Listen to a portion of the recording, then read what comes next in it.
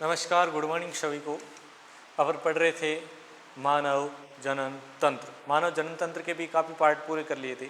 अब अपन पढ़ रहे थे मादाओं के अंदर आर्तव चक्र। आर्तव चक्र क्या होता है कि महिलाओं के अंदर जो अंडाणु बनते हैं वो अंडाणु अगर निषेचित नहीं होते हैं तो गर्भाशय की अंतर्भित्ति के साथ टूट करके रक्त के रूप में बाहर आते हैं। इसको बोला जाता है आर्तव चक्र। पहली बात है, मादा प्राइमेट की एक विशेषता है आर्तव चक्र। आर्तव चक्र प्रारंभ होना ही मादाओं के लिए किशोरावस्था में आरंभ माना जाता है।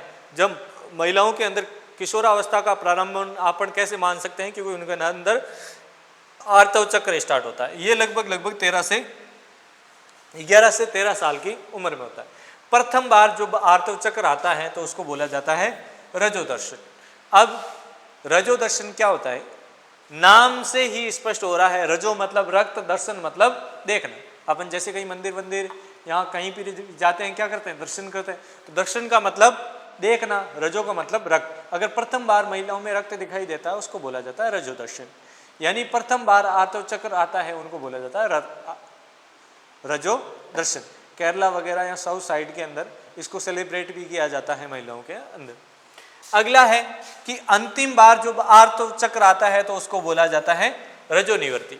क्या होता है कि जैसे आप किसी भी कार्य को पूर्ण कर लेते हैं तो आपने ये सुना होगा कि मैंने ये कार्य निवृत्त कर लिया। निवृत्त का मतलब उसके बाद वो कार्य नहीं करना, कार्य पूरा हो गया।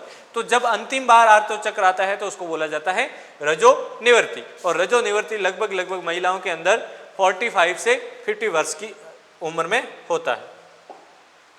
उसके बाद आर्तव चक्र का होना, मादा जनन क्या क्या पाई जाती है क्षमता। अगर किसी मादाओं के अंदर आर्तव चक्र नहीं हो रहा है तो उनके अंदर जनन होने की क्षमताएं भी और जनन का सही समय क्या है वो भी नहीं पता चलता। और दूसरी बात, अगर किसी के अंदर आर्तव चक्र पहले आते थे अब रुक गए, रुकने के कारण तनाव वगैरह भी हो सकता है, या उसके अंदर गर्भ अवस्था भी हो सकती है। उसके बाद ये आर्तव चक्र सामान्य सा 28 से 32 दिन का होता है। आर्तव चक्र के बीच में रुक जाना निम्न कारणों का होता है। किसी महिलाओं के अंदर आर्तव चक्र आ रहा था और अगर बीच में रुक गया तो उसका कारण क्या हो सकता है। पहला है गर्भावस्था। अगर उन्होंने मीटिंग की या मैथुन किए हैं तो इसका मतलब क्या हो सकता है, गर्भावस्था हो सकता है। दूसरा क्या है, तनाव, स्ट्रेस। अगर आप किसी भी काम को लेकर दिमाग के अंदर बहुत अधिक तनाव है तो भी आपका आर्तव चक्र रुक जाता है या उनकी जो कंटिन्यूटी थी वो इरेगुलर हो जाती। उसके बाद रक्ताल्पता, एनीमिया, यानी आपके शरीर के अंदर रक्त की कमी होना क्या कहलाता है, एनीमिया। अगर रक्त भी कमी है तो भी रुक सकता है। उसके बाद पीलिया होने पर भी रुक सकता है। अन्य कारण भी हो सकते हैं, बहुत सारे कारण हो सकते हैं कि आपके अंदर, महिलाओं के अंदर आर्तव चक्र आ रहा था और वो बीच में रुक गया।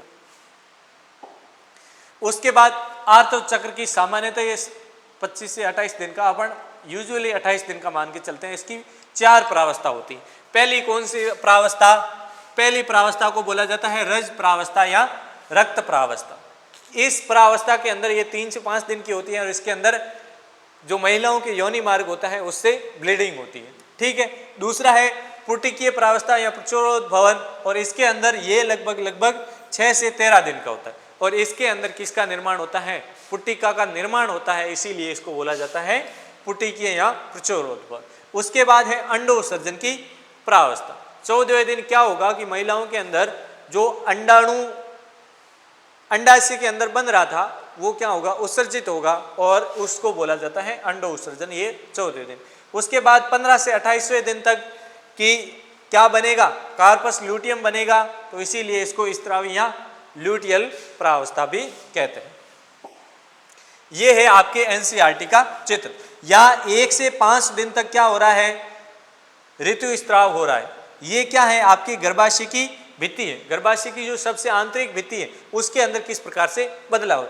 तो आप देख रहे हैं यहाँ पर 1 से 5 दिन तक क्या हो रहा है कि गर्भाशय की भित्ति टूट रही है, स्तर टूट रहा है और रक्त का स्त्राव हो रहा है। उसके बाद वापस से ये गर्भाशय भित्ति बननी शुरू हो जाती है और 14वें दिन ये सबसे बनने के बाद क्या हो जाता है, 14वें दिन अंडोत्सर्जन होता है। 14वें दिन के बाद 28 या 29 दिन तक ये बढ़ती जाती हैं और उसके बाद धीरे से वापस से टूटनी प्रारंभ हो जाती थी। ये तो गर्भाशय के अंदर की भित्ति का प्रोसेस था। उसके बाद अंडाशय के अंदर हार्मोन की किस प्रकार से होती है, तो सामान्यतः यहाँ पर आपको प्रोजेस्टेरोन नॉर्मल दिखाई दे रहा, यहाँ पर जाकर प्रोजेस्टेरोन की मात्रा बढ़ गई। क्यों बढ़ गई है? क्योंकि प्रोजेस्टेरोन है वो स्त्रावित कौन करता है? Corpus luteum. तो इसके कारण यहाँ कार्पस लुटियम बना तो इसकी मात्रा बढ़ गई। यहाँ पर आप जो एस्ट्रोजन है उसको भी देखोगे तो 14 दिन बढ़ा है और अंतिम में बढ़ा है। उसके बाद इसके अलावा और जो पीयूष ग्रंथि के हार्मोन है एफएसएस और एलएसएस, एफएसएस को देखो तो यहाँ पर आपको 14 दिन पर सबसे अधिक दिखाई दे रहा है, बाकी दिन नॉर्मल होता है। एलएस भी 14 दिन पर सबसे हाई पर होता है, सबसे अधिक होता है और इसी को बोला जाता है एलएच सर्जन, यानी एलएस का जो स्त्रावित होने की मात्रा है वो 14 दिन अधिक होती। अब ये है अंडाशय की घटना। अंडाशय के जब प्रारंभ में 1-2 दिन में क्या है? बन रहा है, उसके बाद बन रहा है, ये क्या है? ग्राफियन पुटिका है।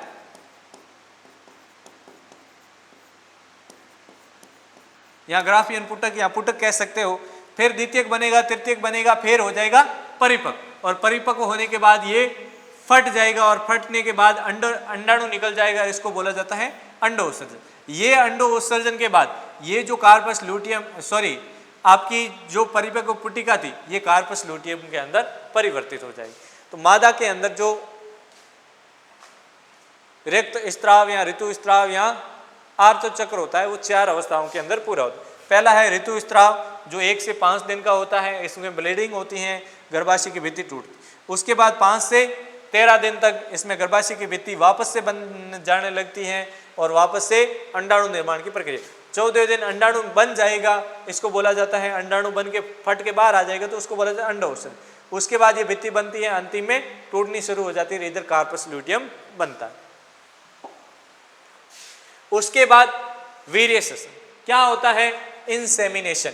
वीर्य का मादा जननांग अंग तक पहुंचना क्या कहलाता है? वीर्य सेचन या इंसेमिनेशन कहते हैं। वीर्य को सेचन की सहायता से मादा योनि भाग तक पहुंचाना। अब महिलाओं के अंदर अंडाणु बन गए हैं, पुरुष के अंदर शुक्राणु बन गए हैं। शुक्राणु को अपन वीर्य सेचन या इंसेमिनेशन की सहायता से मादा योनि तक भी छोड़ के आगे हैं। अब दोनों का क्या हो जाएगा? मिलन हो जाएगा और उसको बोला जाता है निषेचन या फर्टिलाइजेशन। नर युग्मक शुक्राणु, मादा युग्मक अंडाणु, दोनों का संलयन होना क्या कहलाता है? फर्टिलाइजेशन। निषेचन की प्रमुख घटनाएं कौन कौन सी होती हैं? पहली है शुक्राणुओं का मादा जननांग में पहुंचना। निषेचन अपन सेचन की सहायता से शुक्राणु को मादा योनि भाग में छोड़ के आते हैं। दूसरे बाद है कैपेटिशन। इसके अंदर क्या होता है कि जो शुक्राणु है उसको तैयार किया जाता है निषेचन के लिए। तीसरा है शुक्राणु द्वारा एंजाइम का मुक्त करना। अपन ने देखा था शुक्राणु के अग्रभाग में एक्रोसोम थे और उस एक्रोसोम में क्या करते थे?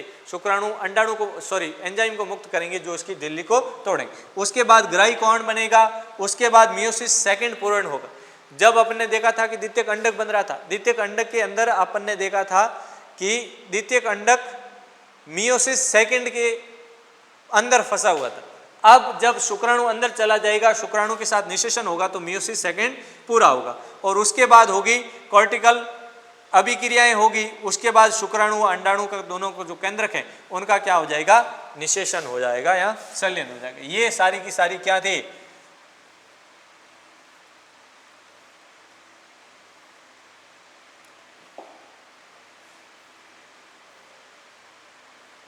मातनु समझावा की ना तेरे में लगे दाजी।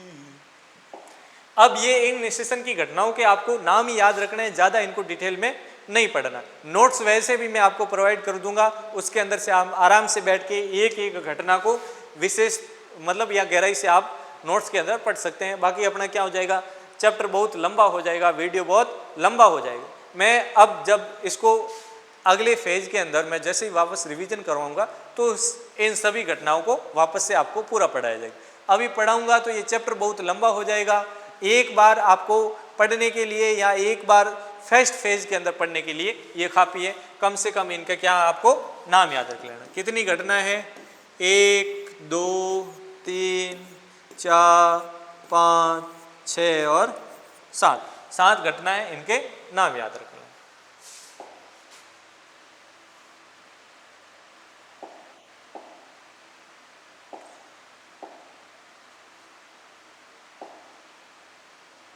तनु समझो की। अब शुक्राणु और अंडाणु का दोनों को क्या हो गया, निषेचन हो गया। निषेचन के बाद एक छोटा सा क्या बन गया, युग्मनज बन गया। अब उस युग्मनज को अपने को एक शिशु के रूप में परिवर्तन करना है, तो अपन क्या करेंगे, उसके अंदर कोशिकाओं का विभाजन कराएंगे और इस विभाजन को क्या बोला जाता है, विदलन। अब ये क्या बना, युग्मनज बना। क्या बना, युग्मनज। यानी अंडाणु तथा शुक्राणु के दोनों के केंद्रक मिल गए, इसका मतलब क्या बना, युग्मनज। ये युग्मनज अगले 24 घंटे के लिए ऐसे ही पड़ा रहेगा। अब 24 घंटे के बाद क्या होगा, इसके अंदर जो कोशिका थी, एक केंद्रक कोशिका थी तो दो केंद्रीय हो जाएगी, यानी दो कोरक पुटी बनेगी।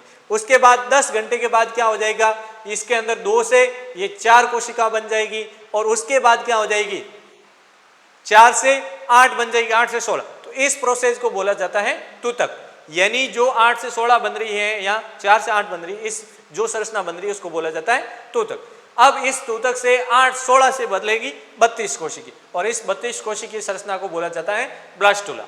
अब ये ब्लास्टुला की जो 32 कोशिकी अवस्था है, इसके अंदर जो बड़ी बड़ी कोशिकाएं हैं वो तो रह जाएगी सेंटर के अंदर और सूक्ष्म कोशिका चारों ओर विभाजित हो जाएगी। ये आपको बार बार दिखाई दे रही सूक्ष्म कोशिका सफेद कलर की, अंदर पीली कोशिका है वृद्ध कोशिका। सूक्ष्म कोशिका को बोला जाता है पोष कोरक और बड़ी वाली को बोला जाता है अंतर कोशिकीय समूह। ये सूक्ष्म कोशिकाएं अंतरोपण का कार्य करें, क्योंकि ये अब छोटा सा बच्चा 32 कोशिकीय अवस्था में बना है। इस बच्चे को 9 महीने गर्भ के अंदर रहना। अब गर्भ में रहने के लिए कम से कम ये गर्भ में कहीं से गर्भाशय के कहीं पर जुड़ेगा और उस जुड़ने की प्रक्रिया को बोला जाता है अंतरोपण। तो अंतरोपण में कौन सहायता करेगा, पोष कोरक। और इसके अंदर जो अपने अंदर अंतःत्वचा, बाह्यत्वचा या मध्यत्वचा जो जितने भी जर्म स्तर होते हैं उनको निर्माण करने की प्रक्रिया कौन करता है, अंतरकोशिकीय समूह। उसके बाद है अंतरोपण। किसे कहते हैं अंतरोपण, कि जो भ्रूण बना है वो भ्रूण मादा के गर्भाशय की अंतःभित्ति के साथ रोपित हो जाए और इसको बोला जाता है अंतरोपण। यानी ब्लास्टोसिस का गर्भाशय भित्ति के अंत स्तर में स्थापित होना क्या कहलाता है, अंतरोपण कहलाता है। ये स्थापित होगा, अंदर अपरा का निर्माण करेगा और अपरा क्या करेगी, शिशु को पोषण प्रदान करने का कार्य करेगी। अब है अपरा के कार्य। शिशु जो 32 कोशिकीय बना है वो गर्भाशय के अंतर्भित्ति के साथ जुड़ेगा और वहां बहुत पतली एक नली बनेगी जिसको बोला जाता है अपरा। पहले बात तो अपरा क्या करेगी, गैस एवं पोषक पदार्थों का आदान प्रदान करेगी। ऑक्सीजन का और पोषण को भ्रूण को प्रदान करेगी, कार्बन डाइऑक्साइड और अपशिष्ट पदार्थों को भ्रूण से माता के शरीर में ले जाने का कार्य करेगी। मैंने पहले ही बताया था कि जो शिशु बनेगा वो शिशु पेट के अंदर किसी प्रकार का श्वसन या पाचन तंत्र उसके अंदर एक्टिव नहीं होगा। आपने देखा होगा कि डॉक्टर जब शिशु पैदा होता है तो उसके पीठ पे थपथपी करता है या उसके मतलब मुख के अंदर श्वास भरता है। क्यों? क्योंकि उसके अंदर जो अनएक्टिव ऑर्गन्स हैं जैसे श्वसन तंत्र, पाचन तंत्र, वो हो जाए एक्टिव। क्योंकि मादा के गर्भ के अंदर जो शिशु है वो आराम से सोता रहता है, आराम से खाता रहता है, तो वहां पर किसी प्रकार से उसके अंदर ऑर्गन्स एक्टिव नहीं होते। उसके बाद मानव के जो अपरा है वो कुछ हार्मोन का स्त्राव करती है। पहला कौन सा है, HCG, दूसरा कौन सा है, SPL, इसके अलावा एस्ट्रोजन, प्रोजेस्टेरोन। और जब मादाओं के अंदर शिशु का जन्म होता है, प्रसव होता है, तो उस समय क्या होता है कि ये अंडाशय से रिलैक्सिन हार्मोन का स्त्रावण होता है गर्भावस्था के दौरान।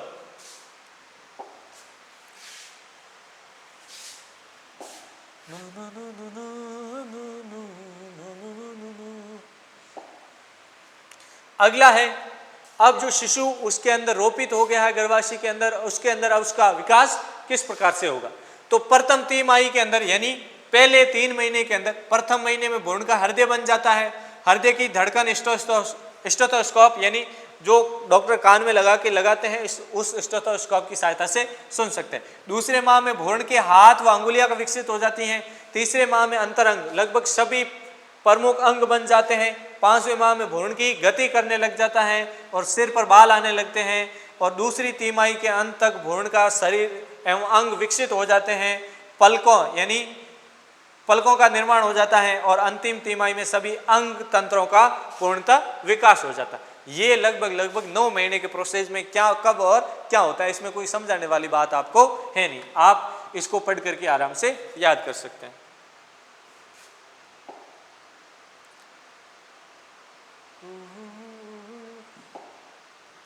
अब अंतिम बात है प्रसव। अंतिम बात है प्रसव।